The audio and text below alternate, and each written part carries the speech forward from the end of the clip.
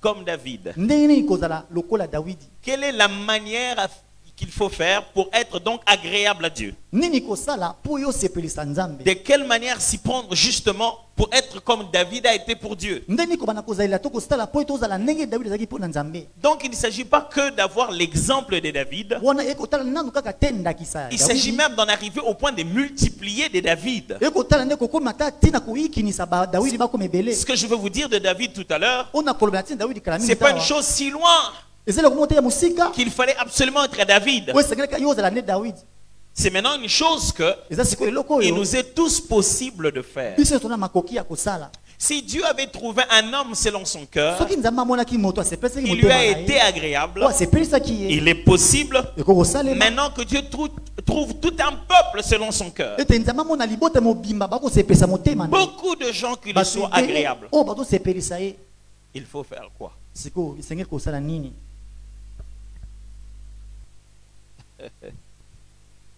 Être agréable à Dieu.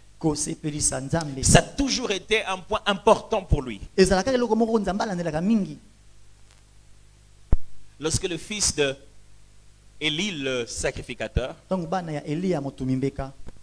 commettait beaucoup de bêtises, Ophni et Phinéa, ils mangeaient ce qui n'était pas eux, et beaucoup d'impudicité dans le temple. La finalité était que Dieu leur a parlé et il a prévenu. Ça va? Ça vient avec un léger bruit pour l'instant. L'autre était encore meilleur.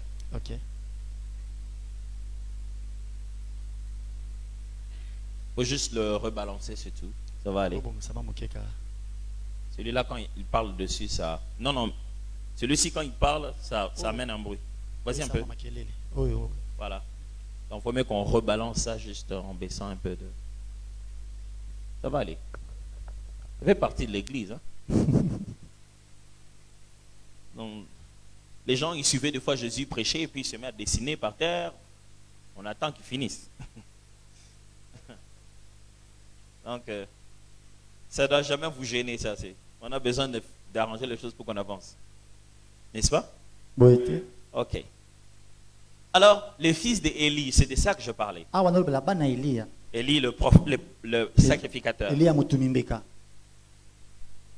Dieu s'est tellement fâché qu'il a puni non seulement ses enfants, mais toute la lignée d'Élie, le sacrificateur.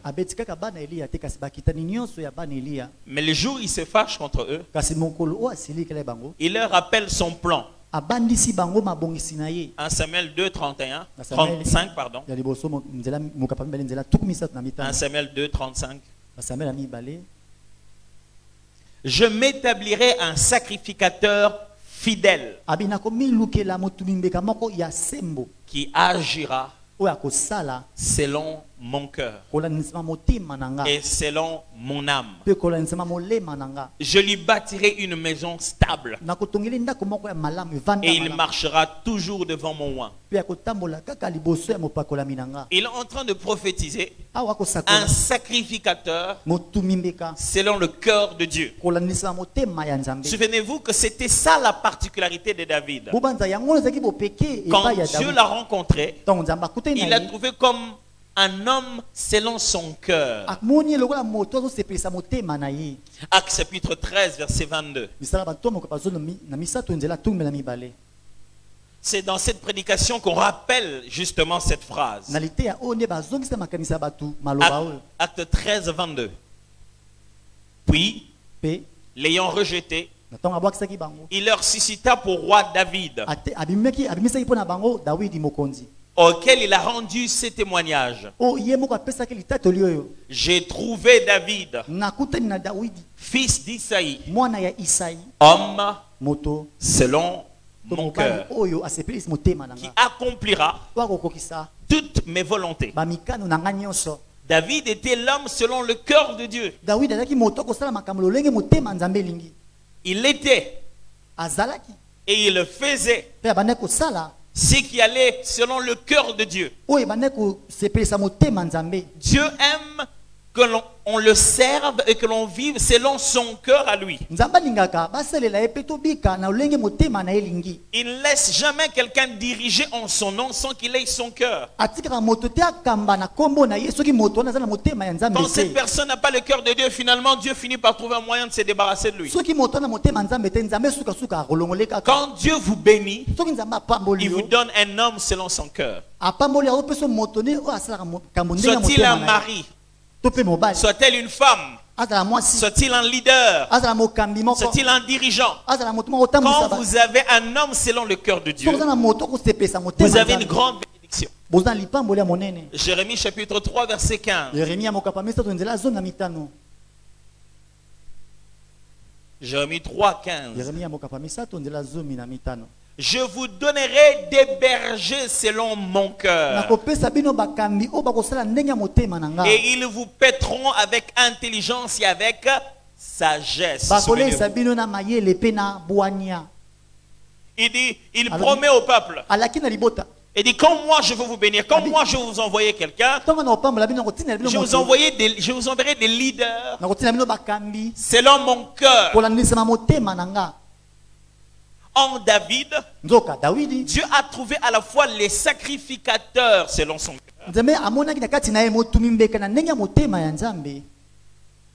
Comme il avait promis déjà à Israël, depuis qu'il avait parlé à Élie, le sacrificateur, il a aussi trouvé un berger selon son cœur. Et puisqu'il partage le cœur de Dieu, il est devenu un prophète. Mais si l'on veut étudier que son côté adorateur, qu'est-ce que l'on doit apprendre de lui? David, vous savez,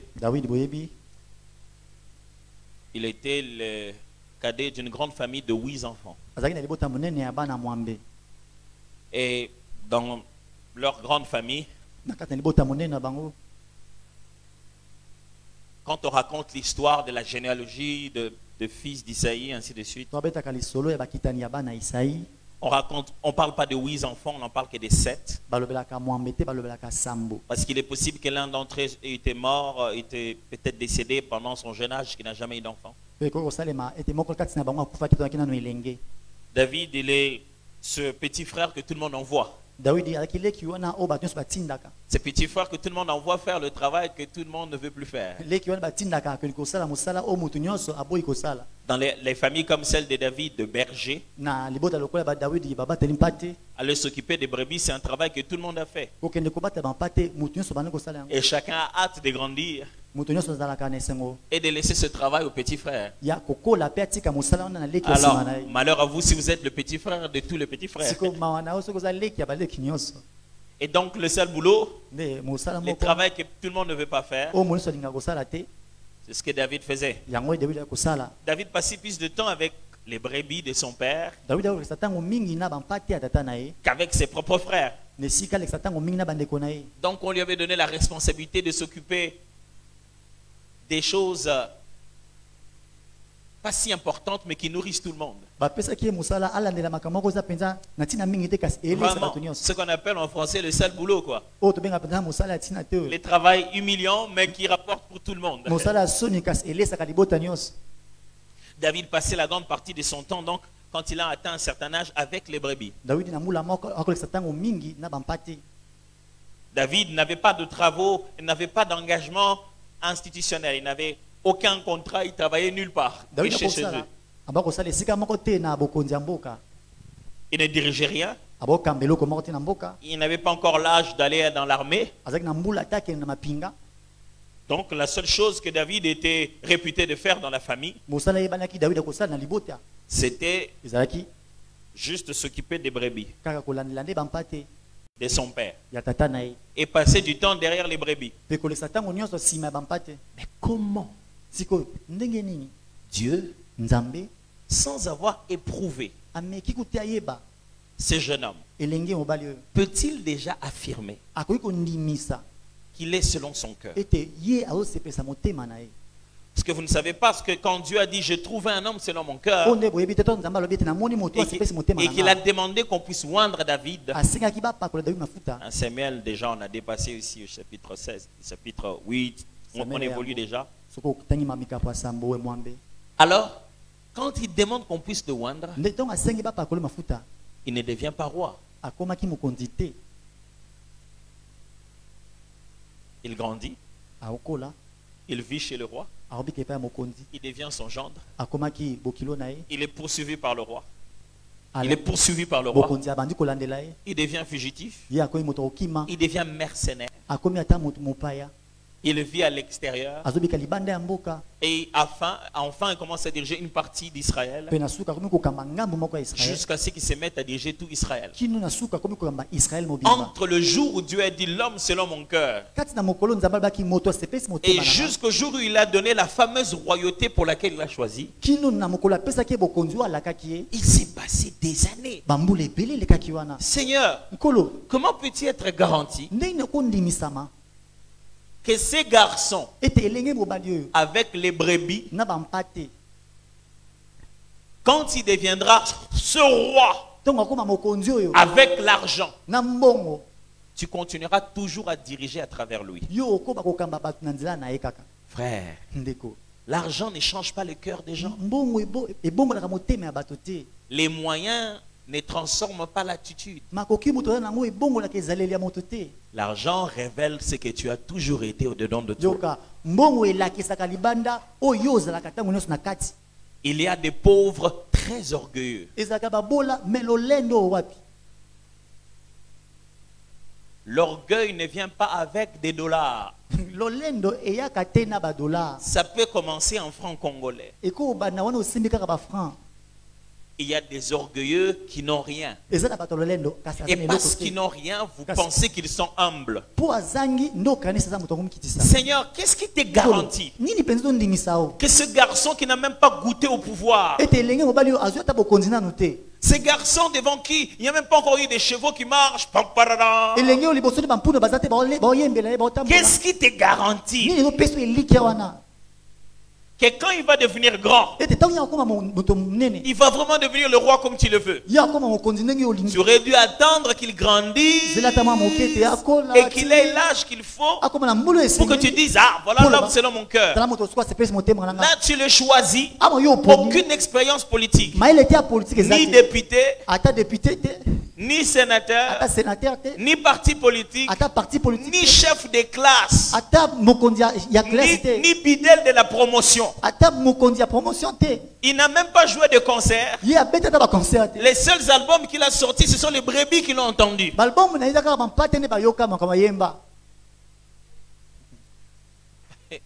Dieu, tu vas les chercher très loin, les hommes, selon ton cœur.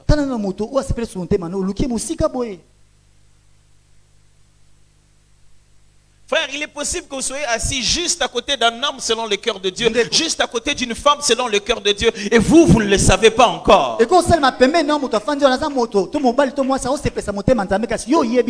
soir-là, il est rentré manger. Mais le prophète de l'autre côté a entendu. Dieu a trouvé un homme selon son cœur. Lui, il mangeait avec ses frères. Le lendemain, on l'a encore demandé d'aller travailler. Ce n'était pas écrit sur son dos. Ce n'était même pas sur son visage.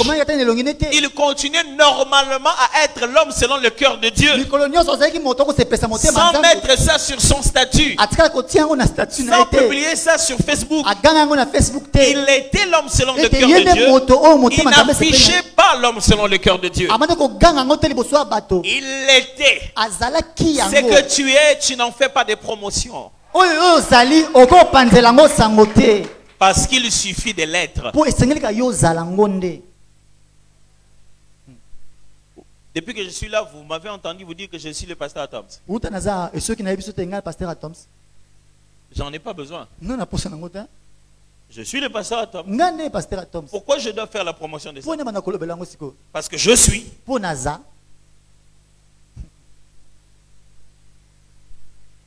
Alors, qu'est-ce que Dieu voit dans ces jeunes hommes de cet âge? Nous,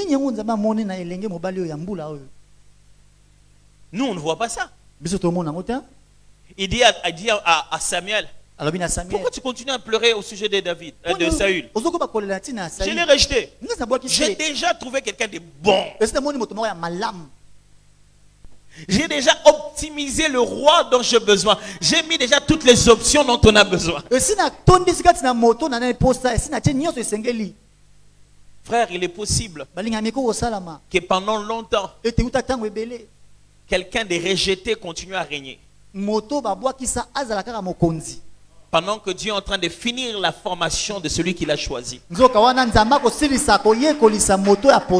Alors, mes amis, ça demande beaucoup de maturité de connaître ta promesse très tôt. Non, moi un jour j'épouserai quelqu'un comme ça. Tu vas vivre avec. Tu vas regarder l'âge. Tu vas regarder tout ce qui ressemble à ce que toi tu pensais qu'ils pouvaient être eux. Tu les vois se marier, tu te dis, bon Seigneur, finalement c'est lesquels. C'est difficile de vivre avec une promesse que tu connais exactement comment elle va se faire.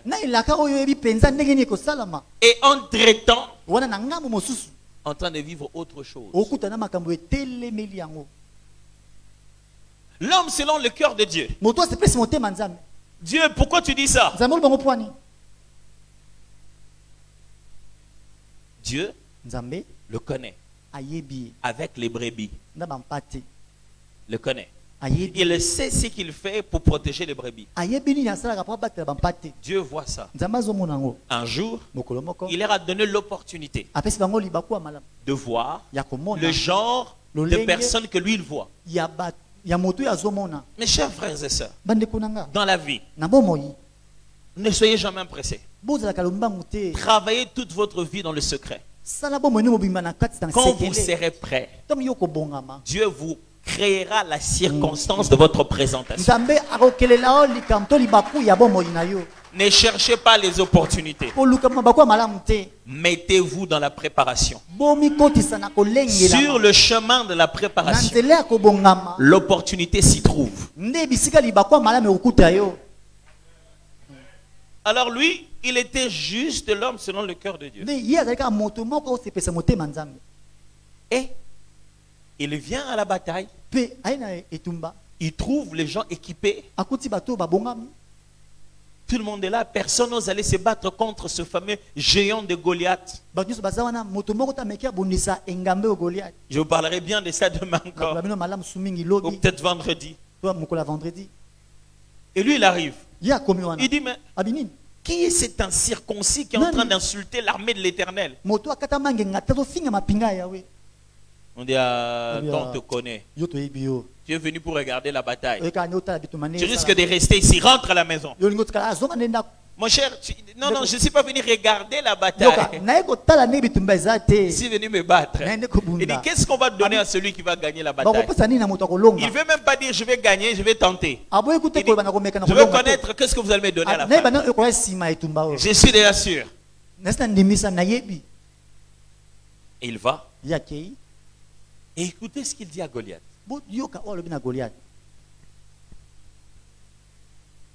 Toi, tu viens devant moi avec des lances et des javelots. Mais moi, je viens devant toi au nom de l'Éternel, le Dieu d'Israël. Qui lui a appris ça? David a une théologie, une confiance de Dieu. Qui lui a appris ça? Ce jeune homme est le seul à parler d'un Dieu dont personne ne parle ici au front. Tout le monde au front a peur de Goliath. Mais il vient, il raconte une toute autre histoire du Dieu d'Israël. Où est-ce qu'il a appris ça? Où est-ce qu'il a eu ça? Et il va gagner la bataille, vous savez. Et les chansons sont chantées. David a gagné. Saül a gagné ses 1000. David a gagné ses 10 000. Mais il est rentré normal.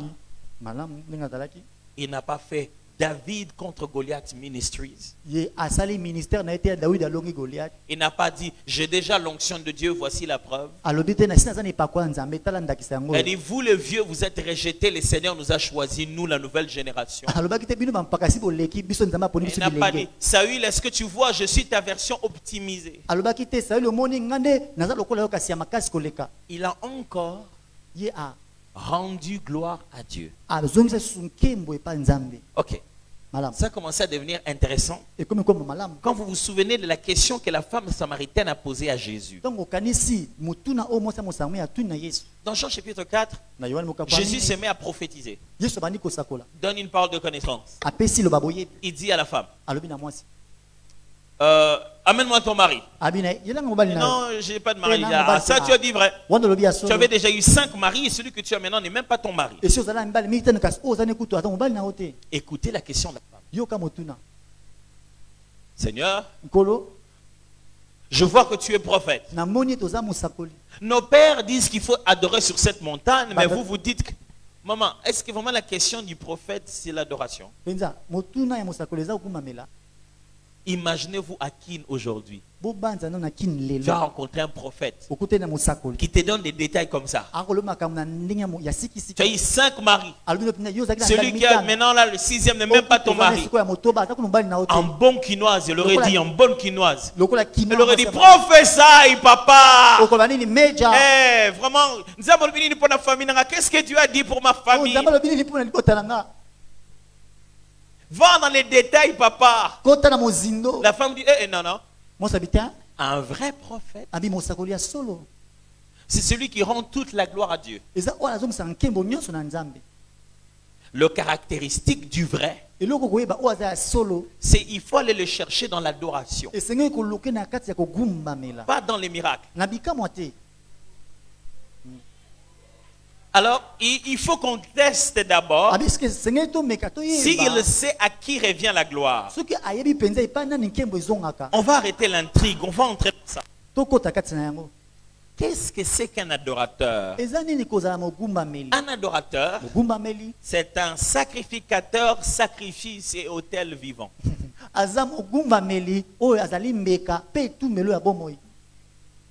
Je répète. Il est un sacrificateur, sacrifice, autel vivant.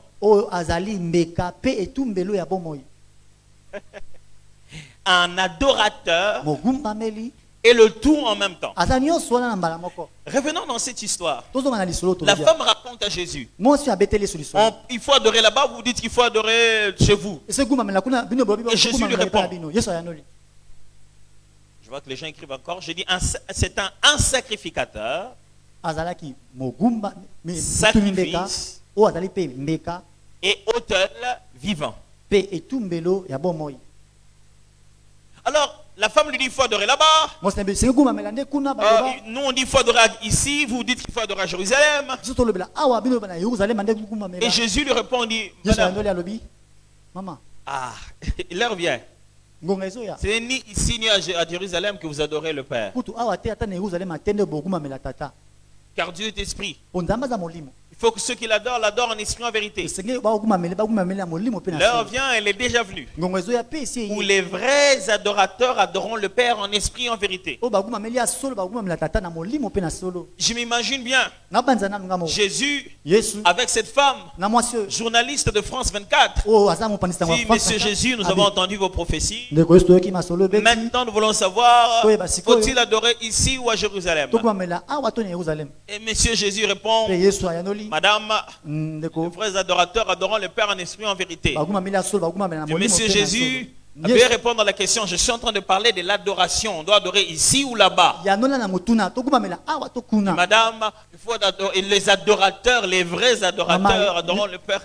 Monsieur Jésus, je vais savoir où il faut adorer Dieu. Et vous êtes en train de me dire qui doit adorer Dieu et comment il doit adorer Dieu.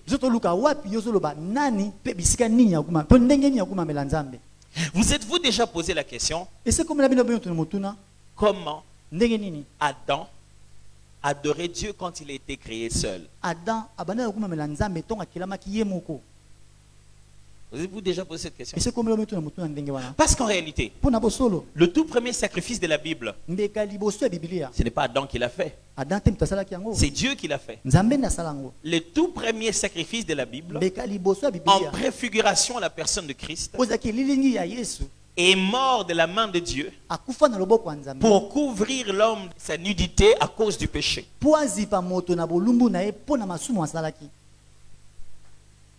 Donc, il n'y avait même pas de sacerdoce. Le sens des offrandes et des parfums est venu avec les fils d'Abraham. Je dis d'Adam. Donc les deux, Caïn et Abel. Comment ils faisaient? Mais bon, est-il que maintenant, on commence à offrir Caïn et Abel. On raconte cette histoire-là pour la première fois. On peut sous-entendre que leurs parents leur ont appris. Mais on raconte ici dans Genèse chapitre 4 ce qui se passe avec le 2. Ils offrent et il y en a un qui est David. Il y en a un autre qui ne l'est pas.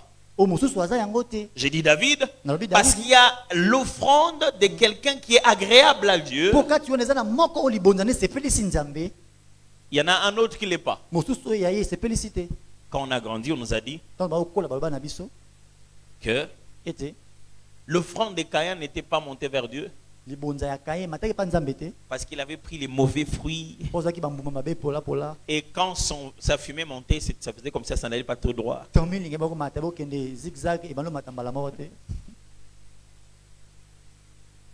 n'a rien à voir avec ça. Quand vous lisez bien dans le verset 4, Genèse chapitre 4 verset 4, la Bible dit l'Éternel eut un regard favorable sur Abel et son offrande. Et il n'a eu pas un regard favorable sur Caïn et son offrande. La réponse est simple. Dieu n'est pas juste en train de se réjouir de l'offrande.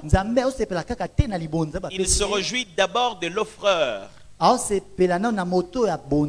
ou du sacrificateur, un terme qui vient un peu plus tard, parce que depuis l'époque des patriarches, tous les pères de la Bible, ils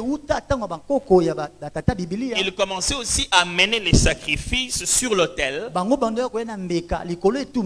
et ça montait. Il y avait quelqu'un, il y avait le sacrifice et ça montait, et il y avait un autel. Toutefois, ces trois choses, quelqu'un, ce qu'il offre et l'endroit où il offre, ça s'est bâti complètement comme un système dans la Bible. Je vous ai perdu? Le documentaire, ça va pour l'instant? Quelqu'un veut zapper ou changer des chaînes? Faut changer chaîne T. Ça s'est organisé. C'est devenu quelque chose qu'on appelle le tabernacle. Et il y a eu des gens qui n'avaient que ça comme travail, qu'on appelait des sacrificateurs. Il y avait des principes sur la manière de donner qu'on appelait le sacerdoce. Il y avait un lieu où tout ça se faisait qu'on appelait le tabernacle. David est arrivé. Il avait tellement le souci de ça, il a conçu un plan appelé le temple, qui a été exécuté par son fils appelé Salomon. Il y avait toujours des sacrificateurs, il y avait toujours des sacrifices, mais maintenant il y avait un temple qui était plus présent. Je ne sais pas si je vous ai déjà dit, mais Dieu avait dit à Moïse que ce qu'il était en train de construire sur la terre n'était pas terrestre. Il lui a dit, prends soin de construire d'après le modèle que je t'ai montré. Donc ce qu'on essaie de construire sur la terre appelé tabernacle, appelé temple, c'est quelque chose qui est au ciel.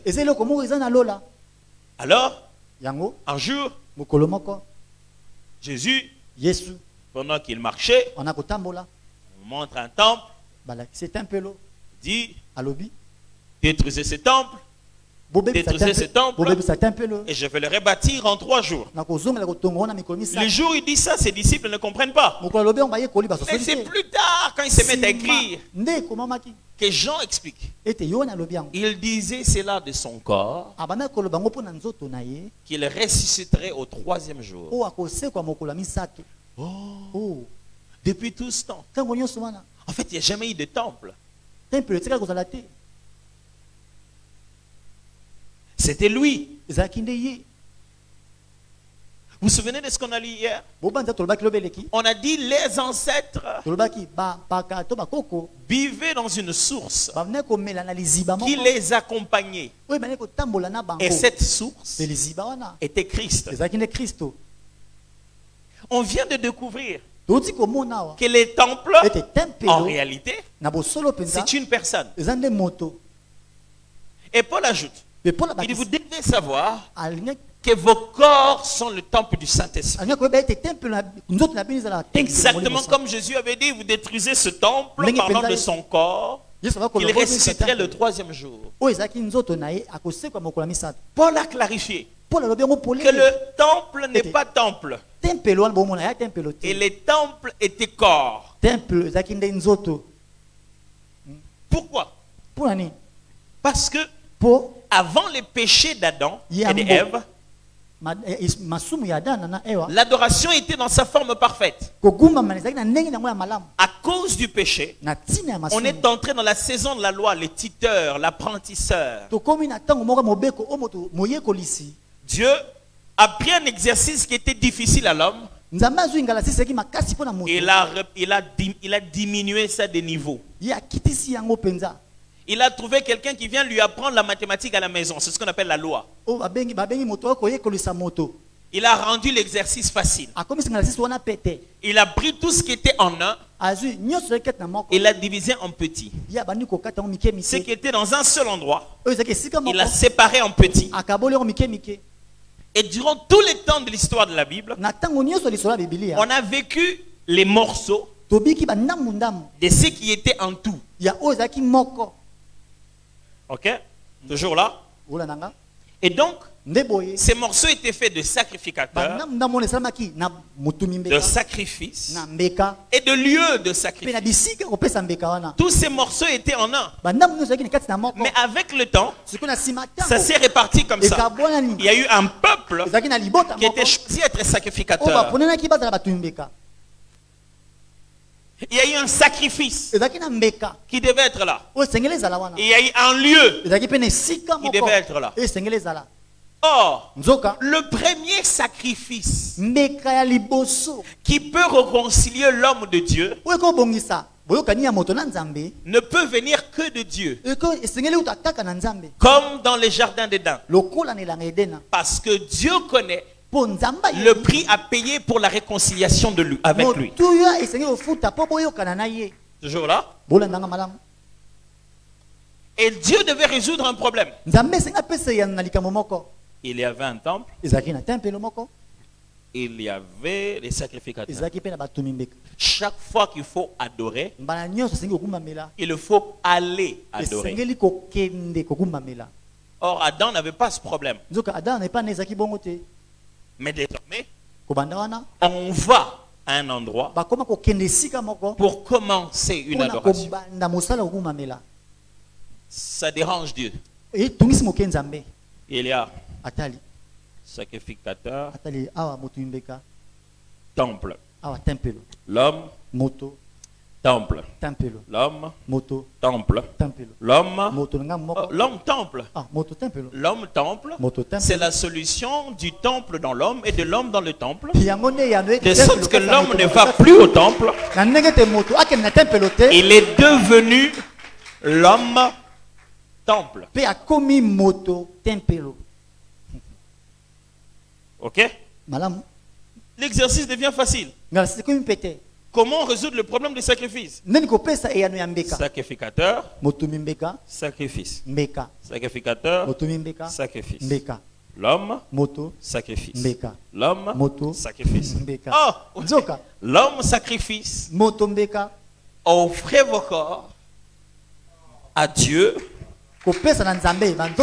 comme un sacrifice saint et agréable à Dieu. Ce qui sera de votre part un culte raisonnable. Ce qui signifie que Dieu a trouvé le moyen de commencer à revenir dans son plan originel. Vous allez voir. Il y a juste un petit détail. C'est que quand il y a le sacrifice, il y a l'homme, il y a le temple, il faut qu'on brûle ça. Il faut le feu de Dieu pour montrer que l'offrande a été acceptée. Pas le feu que l'homme allume. Un feu qui est venu de Dieu. Un jour, certains fils des sacrificateurs ont allumé le feu dehors. Ils ont emmené ça dans le temple pour allumer. Dieu les a frappés. C'est de là que venu le mot feu étranger. Parce que le feu qu'il y avait là dans le temple, le tout premier, Dieu l'avait fait descendre du ciel. L'homme ne faisait que changer le bois. Et un jour, il a envoyé le temple vivant qui est venu sur la terre. Il a vécu parmi nous. Quand on lui a proposé, est-ce que tu peux baptiser d'eau? Il dit non. Mes disciples peuvent faire ça. Toi, tu feras quoi? Une seule chose. Je baptiserai du Saint-Esprit et de feu. Parce que sans le feu, le temple n'a pas l'approbation céleste. Alors, il leur a dit, je fais un grand travail. Mais attendez ici. Vous recevrez le Saint-Esprit survenant sur vous. Et qu'est-ce qui se passe? Des langues semblables à des langues de feu apparurent sur la tête de chacun d'entre eux. Dans l'Ancien Testament, ça apparaît à un seul endroit. Et tout le monde allait là-bas. Mais désormais, chacun a son feu et il va avec. Dieu, en Christ, nous a tous ramenés au plan originel. Parce que souvenez-vous, Christ est le véritable Adam. Le temple que tout le monde voyait là-bas, parfait des mains d'hommes, qui n'était pas en réalité une construction, mais un être, un modèle d'être. Quel est ce modèle d'être? C'est exactement ce que Adam a incarné dans le jardin d'Éden. Ni musique, ni sacrifice. Mais Adam adorait Dieu. Tout est caché dans ce petit mot hébreu. Lorsque Dieu dit, faisons l'homme à notre image et à notre ressemblance. Ces deux mots en hébreu veulent dire, fabriquons l'homme pour qu'il soit notre sosie et notre illusion. Répète. Pour que l'homme soit notre sosie et notre illusion. Silas que voici à son jumeau. J'ai cru le voir tout à l'heure. Et là, tu peux te lever s'il te plaît? Là-bas, ce n'est pas Silas. Silas est ici. Tu peux t'asseoir mon cher. Silas c'est lui. Okay. Lui c'est son jumeau. Le fils. Il s'appelle le fils. Ah ok, je pensais que tu l'appelles le fils normalement. Et toi tu es le père, ça allait m'étonner beaucoup. Alors, moi je crois qu'on allait l'appeler Paul. Bon, c'est pas grave, mais... Alors, quand Dieu dit faisons l'homme à notre image, il fait référence à lui-même. Il dit ceci, faisons l'homme de sorte que quand on le regarde, on a l'impression que c'est nous. Aujourd'hui, beaucoup de dirigeants du monde ils ont ce qu'on appelle des sosies. Quelqu'un qui leur ressemble tellement qu'il peut faire sortir à un moment où rapidement, parce qu'il sent qu'il y a un danger, vous avez l'impression que c'était lui, mais ce n'était pas lui. Un commentateur dit ceci. L'idée de ce mot-là, c'est que Dieu voulait que dans le jardin d'Éden, les animaux vont s'appeler les uns les autres. Donc le singe va appeler les lions quand il sait parler encore. Il dit tiens, Dieu est là. Et il monte dans l'arbre, il va voir le serpent quand il sait parler encore. Il dit tiens, Dieu est venu au jardin. Et on parlait aux oiseaux. Venez, Dieu est là. Oh, le Seigneur est là. Tous les animaux venaient, s'approchaient. Ils venaient, plus ils s'approchent, plus ils s'approchent. Il dit, oh, c'est pas Dieu. C'est Adam. Il lui ressemble fort, vraiment. C'est ce qu'on appelle image.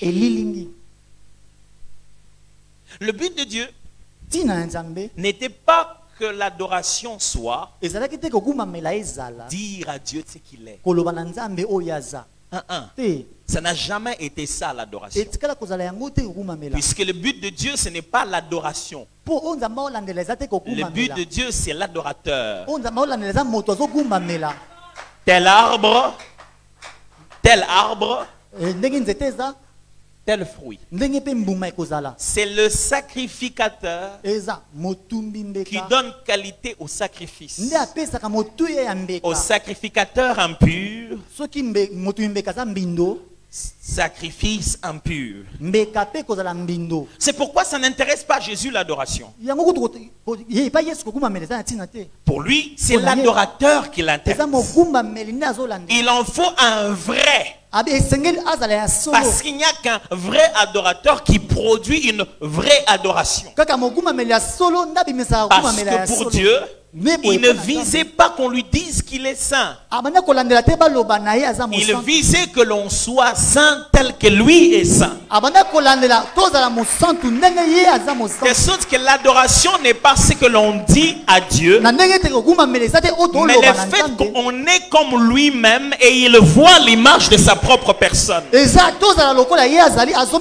Quand Dieu est adoré, il ressent un sentiment de fierté de s'être reproduit parfaitement dans quelqu'un d'autre. Quand vous produisez ça dans le cœur de Dieu, il peut faire de vous n'importe qui sur la terre. Quand vous êtes tel que Dieu est et vous lui renvoyez l'image de sa propre personne, il vous voit plein d'amour comme il est, vivant la sanctification comme il est, pleurant vos ennemis le jour de leur mort. Ça, c'est ce que David faisait. Il pleurait. Mon roi, Saül, comment les héros sont-ils tombés?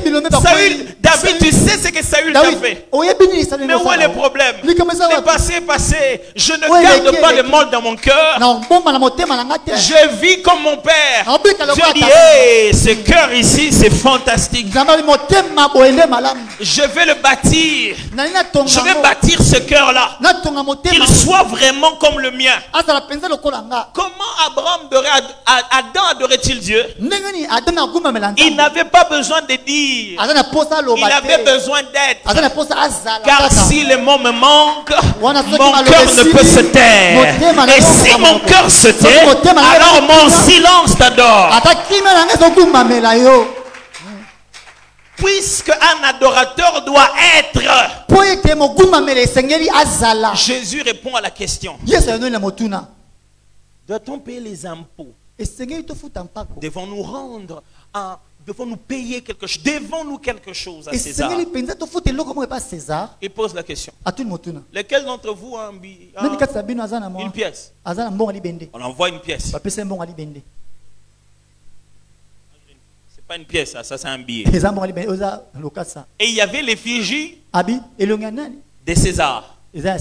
Celui-ci, c'est pas César. Hein? Oh, César, ah, pasteur, c'est ce que Dieu a César. Dieu, César, T. C'est pas César. Oh, Benjamin Franklin. Ok. Comment il a dit Benjamin Franklin? Oh, John. Oh, John. Ouais, yeah, Franklin. Yeah.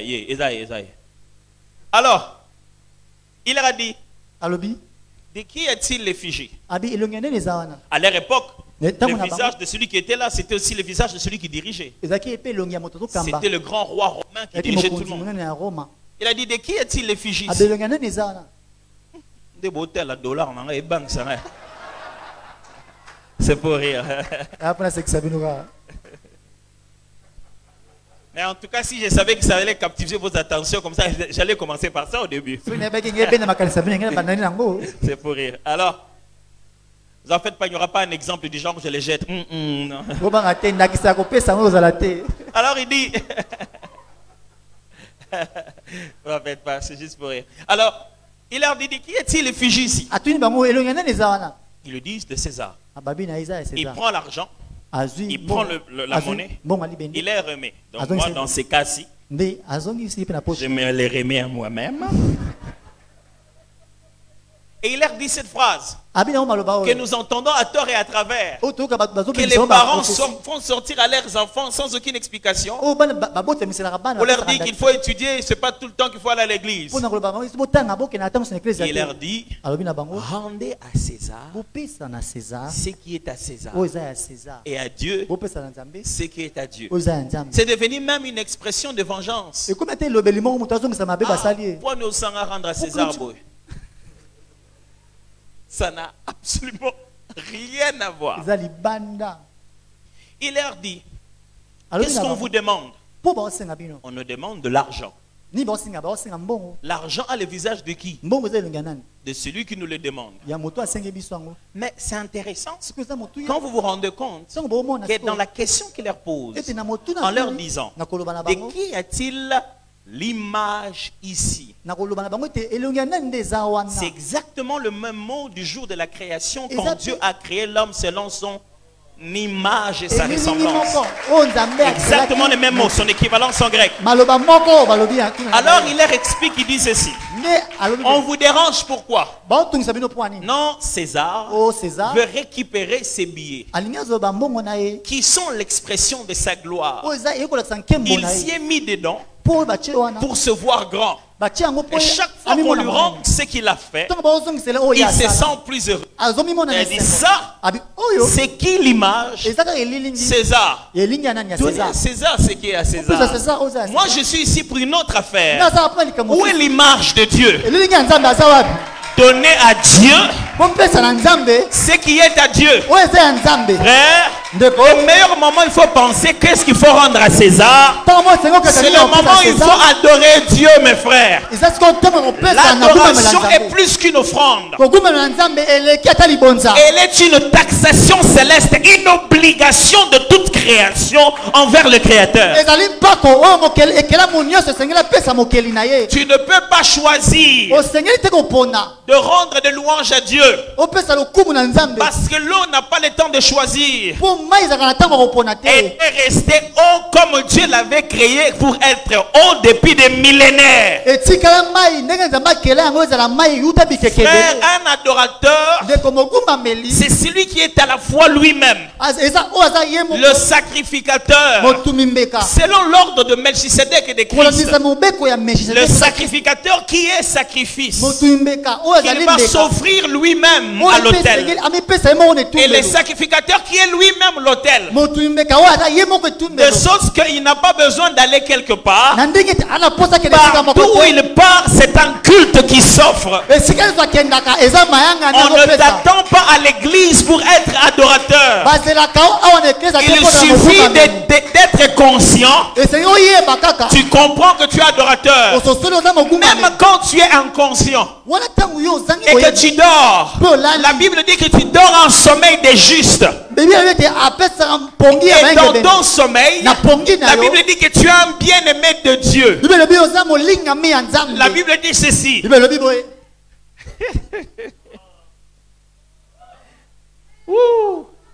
La parole de Dieu est tellement intéressante.